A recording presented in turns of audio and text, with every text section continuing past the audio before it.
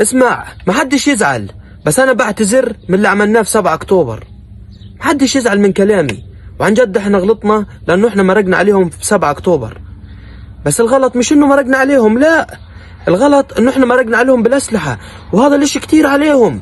احنا المفروض مرقنا عليهم في عصايه مكنسه يا زلمه. طلعوا هبايل، اقسم بالله هبايل، الله يسود وجههم. قال اعتذار، قال ولك والله لسه. روح تسهر. مرحبا يا شباب، دعونا نتحدث عن انواع الاسلحه. هناك سلاحان، سلاح التعليم وسلاح الارهاب. التعليم يفتح الابواب ويوسع الافاق، يمنحنا القدره على التفكير النقدي والتفوق في حياتنا.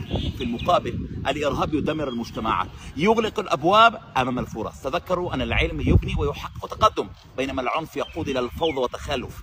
فلنحمل سلاح التعليم ولنكون صناع المستقبل، لان المعرفه هي القوه الحقيقيه التي تغير العالم نحو الافضل.